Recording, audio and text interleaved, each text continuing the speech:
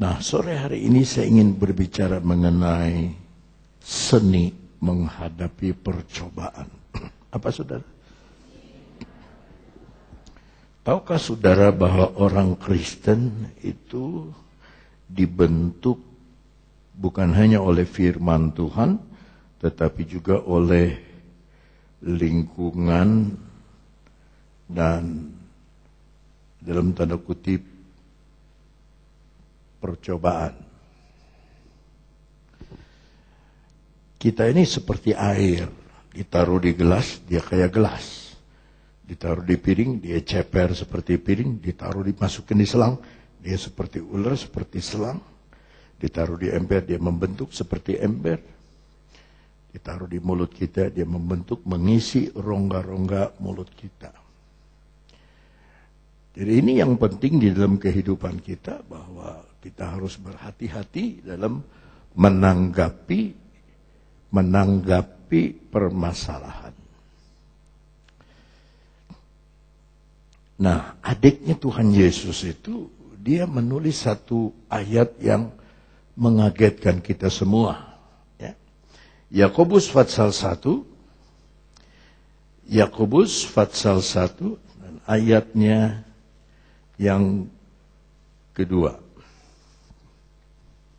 Kita baca bersama-sama dengan suara yang jelas. 2, 3. Saudara-saudaraku, anggaplah sebagai satu kebahagiaan apabila kamu jatuh ke dalam berbagai-bagai pencobaan. Di dalam bahasa Inggris, my brethren, count it all joy. Anggap saja sukacita. Semua bilang, anggap saja sukacita ketika kamu jatuh kepada persoalan yang bermacam-macam. Maka saya akan bagi 3 pada malam hari ini. Bagaimana kita harus menghadapi percobaan ini. Kenapa kita kena percobaan? Sebab ayatnya yang ke-13, kita baca ayat 13, 2, 3. Apabila seorang dicobai, janganlah ia berkata, pencobaan ini datang dari Allah, sebab Allah tidak dapat dicobai oleh yang jahat, dan ia sendiri tidak mencobai siapapun. Jadi yang pertama, percobaan datang, baik perjanjian lama maupun perjanjian baru, itu karena kita keluar dari kehendak Tuhan. Keluar dari jalur yang Tuhan mau kita ada. Ya. Semua. Baik di perjanjian lama, zaman Nabi-Nabi, Yesaya, Yeremia, sampai kepada Maliahi. Itu orang Israel mengalami penderitaan, menjadi miskin, hanya karena lupa sama Tuhan. Ketika dia keluar, ketika dia dari kehendak Tuhan dia keluar, dia lupa. Disitulah percobaan datang. Saya kasih ilustrasi satu saja. Lukas pasal 10, Injil Lukas pasal 10, ayat yang ke-30. Jawab Yesus, adalah seorang yang turun dari Yerusalem ke Yerikho. Ia jatuh ke dalam berbagai percobaan ini. Ia jatuh ke tangan penyamun-penyamun yang bukan saja merampoknya habis-habisan, tetapi yang juga memukulnya, dan yang sesudah itu pergi meninggalkannya setengah mati. Ayat 31, kebetulan ada seorang imam turun melalui jalan itu, ia melihat orang itu, tapi ia melewatkannya dari seberang jalan. Demikian juga seorang Lewi datang ke tempat itu, ketika ia melihat orang itu, ia melewatinya di seberang jalan. Lalu datang seorang Samaria yang sedang dalam perjalanan ke tempat itu, dan ketika ia melihat orang itu, tergeraklah hatinya oleh belas kasihan. Malam ini, Saya tidak akan bicara tentang orang Lewi, tentang orang imam, tentang orang Samaria yang baik hati. Yang saya ingin saudara perhatikan itu ayat 30. Tuhan Yesus ini yang berkata, adalah seorang yang turun dari Yerusalem ke Yerikho. Yerusalem itu artinya kota damai. Yerusalem, kota damai. Udah enak-enak, itu paling tinggi tempatnya. Paling tinggi itu Yerusalem. Udah enak-enak di Yerusalem, sudah senang, sudah damai. Turun ke Yerikho. Bedanya itu 300 meter tingginya. Jalannya berkelok-kelok. Dan Yerikho termasuk salah satu kota tertua. Dan yang paling rendah di bawah permukaan laut itu Yerikho. Dari atas bukit yang baik dari Yerusalem, dia turun ke Yerikho. Ini menggambarkan orang Kristen, anak-anak Tuhan yang udah senang di dalam Tuhan. Yang udah benan, udah cukup, udah arrive, sudah senang di dalam Tuhan.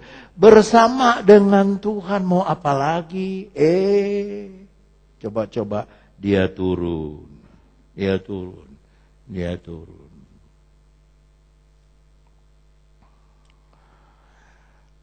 2 hari yang lalu saya baca koran. Media Indonesia kalau tidak salah. Bahwa diselidiki di Amerika, anak-anak remaja dari umur 14 tahun sampai 23 tahun, itu stres berat sekarang. Bayangin loh, anak-anak remaja 14 sampai 23 tahun, stres berat. Yang bikin stresnya itu Facebook.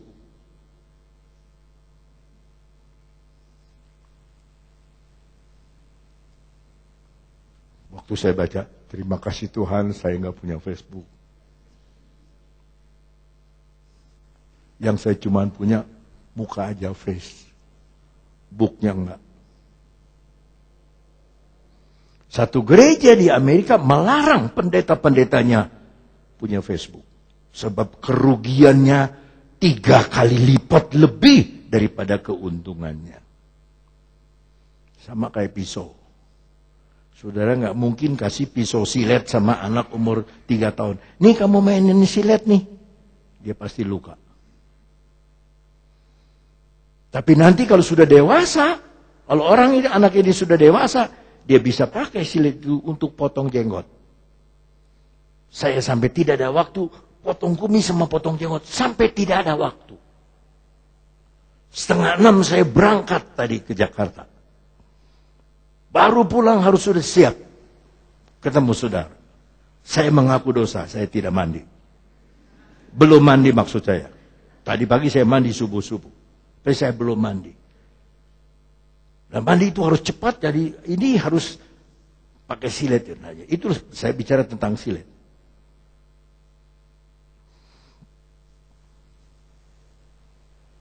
Kalau waktu saudara untuk doa kalah oleh waktu saudara bikin Facebook, saudara sudah meninggalkan Tuhan. Saudara sudah turun dari tempat yang tinggi ke tempat yang rendah. Lebih kurang 100 sampai 200 anak gadis ditipu oleh Facebook. Dari Jawa Timur, dari Bali, ditemukan ada di Malaysia, di Singapura, jadi pelacur. Ada yang tidak ditemukan, ada yang sudah jadi mayat. Gara-gara Facebook.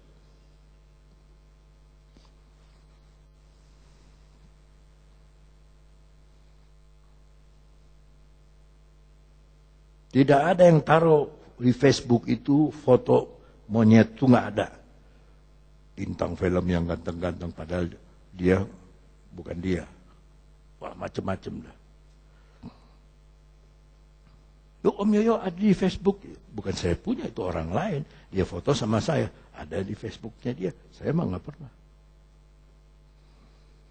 Nah, ini yang kita lihat. Yang pertama, percobaan yang datang Karena kita keluar dari Tuhan. Dan begitu kejamnya ini garong, ya, ia jatuh ke tangan penyamun. Nah, kalau sudah garong, bukan cuma uang yang diambil, digebuk sampai berdarah-darah. Ya.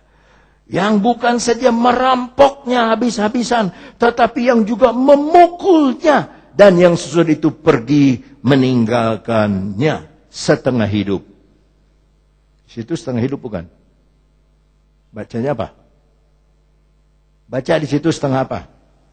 Ya berarti setengah hidup. Dia kan enggak setengahnya mati, berarti setengahnya hidup. Setengah mati. Coba.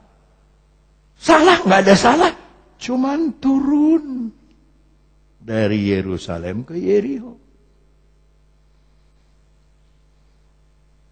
Yang kedua sekarang. Percobaan yang kedua. Kenapa kita orang Kristen banyak mengalami masalah? Karena kita merasa pinter. Merasa tahu. Bahkan merasa lebih tahu dari Tuhan. Bukan kehendakku yang jadi, kehendakmu, dia balik. Bukan kehendakmu yang jadi, tapi kehendakku. Maunya aku yang jadi. Maunya aku. Dia diwakili oleh Nabi Yunus. Disuruh ke utara, ke Niniwe. Dia pergi ke Tarsis, ke Yafo, ke selatan. 180 derajat disuruh ke atas, ke utara, malah dia turun ke bawah. Merasa lebih tahu dari Tuhan, merasa lebih pintar daripada Tuhan.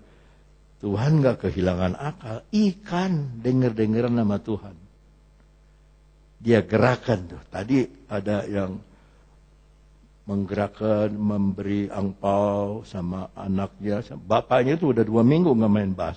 Karena sedang menjaga berhalanya ini. Ini jangan cuma bersaksi. Kasih tahu bapaknya itu. Ini kebaktian, jam kebaktian. Di mana dia? Ingat, yang kasih anak itu Tuhan loh. Jangan sampai anak jadi alasan kita nggak ke gereja. Merasa lebih pintar dari Tuhan. Merasa lebih nyaho dari Tuhan. Lebih tahu dari Tuhan. Disuruh ke kiri, dia bilang ke kanan. Suruh ke kanan, dia bilang ke kiri.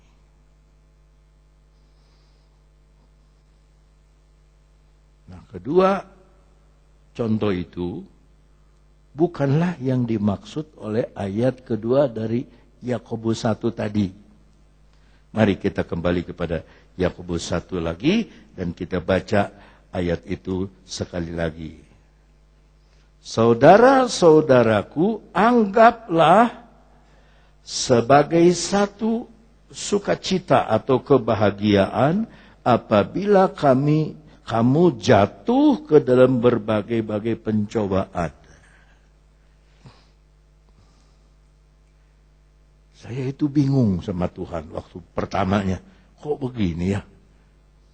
Coba kita berhenti sebentar dan tenang sebentar. Ayub. Dalam 1 hari 4 perusahaannya bangkrut. Dalam 1 hari loh. Belum selesai ini lapar, belum dia jawab, datang kedua. Bangkrut, kebakaran, dirampok. Belum selesai, datang ketiga. Bangkrut, dia rampok. Datang keempat. Belum selesai, datang orang kelima. Anak-anak Tuhan 10 lagi pesta ulang tahun, roboh rumah. Mati semua. Sampai dia robek badannya. Bajunya. Dan dia nangis, tapi dia nggak salah sama Tuhan.